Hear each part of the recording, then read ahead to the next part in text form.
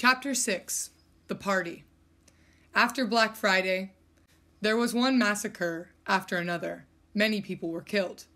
The end of the Shah's reign was near. One day, he made a declaration on TV. I understand your revolt. Together, we will try to march towards democracy. After all that he's done? Quiet. For a few months, he actually did try. He tested a dozen prime ministers. A Freemason. That's not suitable. You remind them too much of my father. Too thin, too short, one-eyed. The more he tried democracy, the more his statues were torn down.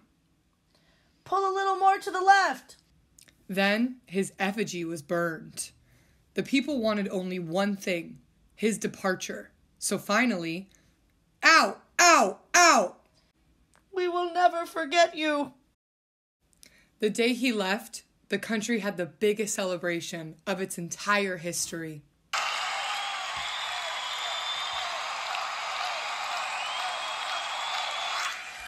Jimmy Carter, the President of the United States, refused to give refuge to the exiled Shah and his family. It looks like Carter has forgotten his friends. All that interests him is oil. It's Anwar al-Sadat who will accept him in his country. Who's he? He's the president of Egypt. And why is he taking in the Shah? They've been friends for a long time. They both betrayed the countries of our region by making a pact with Israel.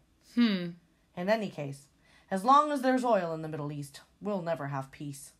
Let's talk about something else. Let's enjoy our freedom. Now that the devil has left. Maybe Sadat welcomed the Shah because his first wife was an Egyptian? Surely not. Politics and sentiment don't mix. After all this joy, a major misfortune took place. The schools closed during this period, reopened, and... Children, tear out all the photos of the Shah from your books. But she was the one who told us that the Shah was chosen by God. Teacher, she says that the Shah was chosen by God. Such Robbie. Shouldn't say things like that. Stand in the corner.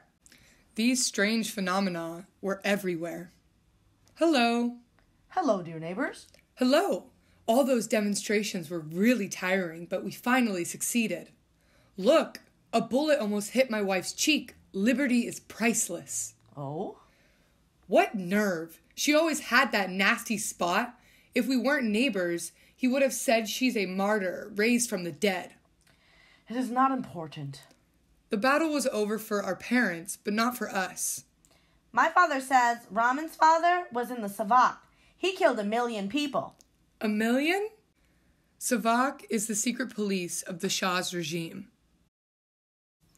In the name of the dead million, we'll teach Ramin a good lesson. I have an idea.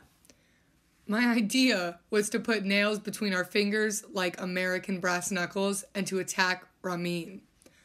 Ramin! Ramin! Come out of hiding! Don't be a wimp! But my mother arrived in the middle of our euphoria. So, kids, what are you up to?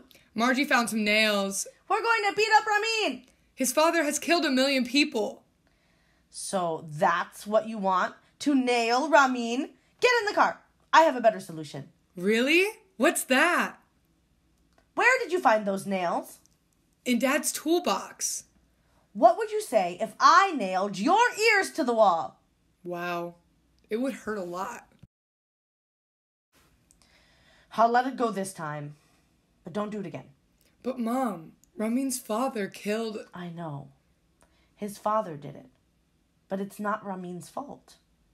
Anyway, it is not for you and me to do justice. I'd even say we have to learn to forgive. Your father is a murderer, but it's not your fault, so I forgive you. He is not a murderer. He killed communists, and communists are evil. Mom, I spoke to Ramin. He says his father did the right thing in killing communists. My God, he repeats what they tell him. He will understand later. You have to forgive. You have to forgive. I had the feeling of being someone really, really good.